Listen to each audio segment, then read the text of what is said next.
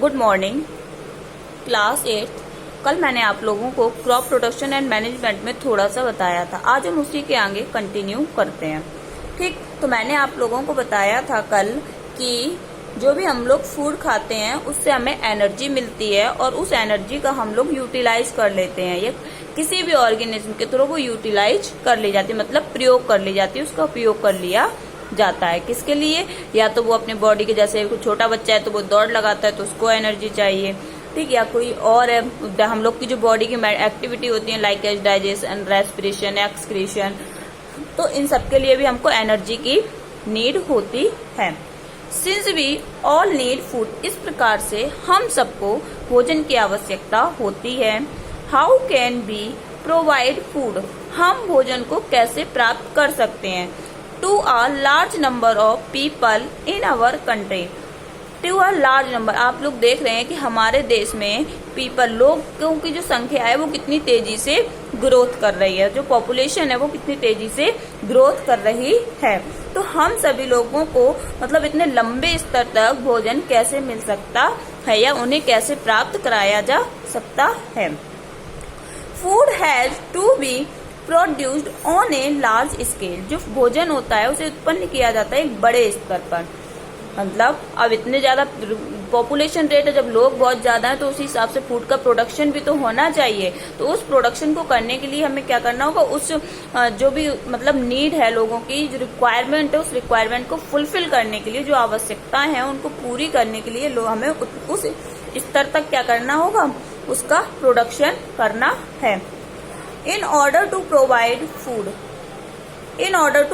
food for a large population, एक जो food को प्रोवाइड करने का जो एक बड़ी पॉपुलेशन को, मतलब बहुत ज्यादा मात्रा में जो पॉपुलेशन है उसको फूड को प्रोवाइड करने के लिए हमें क्या क्या करना चाहिए। रेगुलर प्रोडक्शन करना चाहिए, मतलब कंटिन्यू, ऐसा नहीं है कि हम थोड़े टाइम प्रोडक्शन कर लें फिर उसे रोक दें, कंटिन्यू प्रोडक्शन करना चाहिए। प्रॉपर मैनेजमेंट, उसके लिए पूरा मैनेजमेंट होना चाहिए और डिस्ट्रीब्यूशन भी उसका प्रॉपरली होना चाहिए, मतलब जहां जितनी नीड है वहां उतना भोजन पहुंचना चाहिए। इज नेसेसरी, ये तीनों चीजें आवश्यक हैं। कौन कौन सी? रेगुलर प्रोडक्शन होना चाहिए, प्रॉपर मैनेजमेंट होना चाहिए और डिस्ट्रीब्यूशन होना चाहिए। अब इन सब के लिए हमें क्या करना होगा, कुछ कृषि की पद्धतियां हैं, मतलब कुछ एग्रीकल्चर की अपनाने वाली कुछ चीजें हैं जो हमें एडॉप्ट करना चाहिए। Till 10,000 BC people were nomadic, जो 10,000 लोग थे वो कैसे थे? नोमैडिक थे। दे वर वॉन्डरिंग इन ग्रुप्स, वो क्या करते थे? भटकते थे ग्रुप बना के, मतलब 5 लोग का बना लिया, 10 लोग का बना लिया, ऐसे ग्रुप बना लेते 10-10 लोगों के। फ्रॉम प्लेस टू प्लेस, मतलब एक स्थान से दूसरे स्थान पर, इन सर्च ऑफ फूड, भोजन की तलाश में, और छाया मतलब रहने की तलाश में। तो जो पहले के जमाने के जो पीपल थे वो क्या करते थे? ग्रुप बना करके एक जगह से दूसरी जगह पर भोजन और छाया की तलाश में घूमते रहते थे। दे एट रॉ फ्रूट्स, वे क्या खाते थे? कच्चे फल खाते थे और सब्जियां खाते थे। And starting hunting animals for food, और स्टार्टेड, उन्होंने शुरू कर दिया हंटिंग करना, मतलब शिकार करना एनिमल का, किसके लिए? खाने के लिए। लेटर बाद में they could cultivate land, they could cultivate land and produce rice, उन्होंने क्या किया? कल्टीवेट किया किसको? लैंड को, और उत्पादन किया किसका? चावल का। और मतलब उन्होंने धीरे धीरे जमीन पर क्या करना स्टार्ट कर दी? खेती करना स्टार्ट कर दी, किसकी? चावल की, गेहूं की और अन्य जो फसलें, खाने वाली फसलें हैं उनको। 10 वाज बॉर्न एग्रीकल्चर, तब किसका जन्म हुआ? एग्रीकल्चर का, मतलब कृषि का। When plants of the same kind are cultivated at one place on a large scale, it is called a crop. जब किसी भी एक ही प्रकार के प्लांट्स, मतलब जब एक ही प्रकार के पौधों को हम एक जगह पर बड़े स्तर पर बोते, मतलब बहुत ज्यादा मात्रा में, ऐसा नहीं है कि एक पौधा है 2 पौधा, नहीं, बहुत ज्यादा मात्रा में जब हम उन्हें बोते हैं या लगाते हैं तब हम उसे क्या कहते हैं? क्रॉप या फसल कहते हैं। जैसे क्रॉप ऑफ व्हीट, अगर हम बात करते हैं गेहूं की फसल की, तो उसका मतलब क्या है कि वहां पर जितने भी मतलब एक बड़ा सा मैदान है उसमें जितने भी प्लांट्स होंगे वो सभी किसके होंगे, वीट के होंगे। किसके होंगे, वीट के होंगे। मतलब एक बड़ी सी जमीन में अगर सारे प्लांट्स वीट के हैं किसी जगह पर, तो उसे हम क्या कहेंगे कि ये वीट की क्रॉप है। या राइस के सारे प्लांट हो तो हम क्या कहेंगे, ये राइस की क्रॉप है। ठीक, you already know that crops are of different types. आप सभी लोग पहले से जानते हो कि जो क्रॉप्स होती हैं वो अलग अलग तरीके की होती हैं। लाइक ए सीरियल, मतलब जो एक वे में बोई जाती हैं एक के बाद एक। वेजिटेबल्स, सब्जियां और फल। These can be classified on the basis of the season in which they grow. इन्हें हम क्लासीफाई कर सकते हैं किसके हिसाब से, मौसम के हिसाब से, कि कौन सी फसल किस मौसम में उगाई जाती है, उस हिसाब से हम उनको क्लासीफाई कर सकते हैं। India is a vast country, आपको पता है भारत बहुत बड़ा देश है।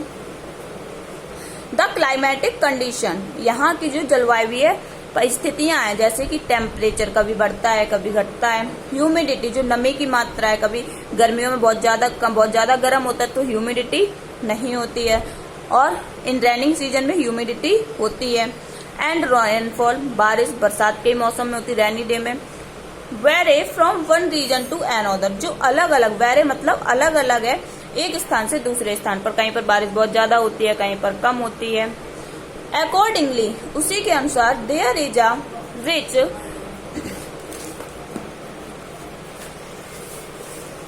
अ rich variety of crops in different parts of the country. मतलब यहाँ पर अलग अलग तरीके की जो फसलें हैं वो इन डिफरेंट पार्ट, अलग अलग देश में अलग अलग जगह पर अलग अलग टाइम में बोई जाती हैं। Despite this diversity, two broad cropping patterns can be identified. इस डाइवर्सिटी को मतलब छोड़ के दो ब्रॉड क्रॉपिंग पैटर्न है। दो जो क्रॉपिंग पैटर्न है, मतलब दो तरीके से फसलों को हम आइडेंटिफाई कर सकते हैं, मतलब पहचान सकते हैं। मतलब जो फसलें हैं आपकी, जितनी टोटल क्रॉप्स हैं, उनको टू पार्ट में डिवाइड किया गया है। फर्स्ट है आपका खरीफ क्रॉप, सेकेंड है आपका रबी क्रॉप। तो देखो खरीफ फसलें कौन सी होती हैं, the crops which are sown in the rainy season. ऐसी फसलें जो बोई जाती हैं बरसात के मौसम में, उन्हें हम क्या कहते हैं, kharif crop. The rainy season in India is generally, अभी जैसे जो मौसम चल रहा है वो कौन सा है, रेनी सीजन है। तो जून से सितंबर तक का जो सीजन होता है वो कैसा होता है, रेनी सीजन होता है। और इस बीच में जो क्रॉप्स होती हैं वो कौन सी हैं, खरीफ क्रॉप। मतलब अभी आपको जो भी फील्ड्स में जो भी क्रॉप खड़ी हुई दिखाई देंगी वो किस में आएंगी, सब खरीफ क्रॉप्स में।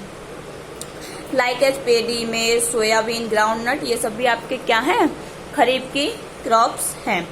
नेक्स्ट है रबी क्रॉप्स। तो रबी क्रॉप्स कौन सी होती हैं, the crops grown in the winter season. ऐसी फसलें जो बोई जाती हैं सर्दियों के मौसम में। मतलब अब देखो सितंबर तक तो यही हो गई, ठीक।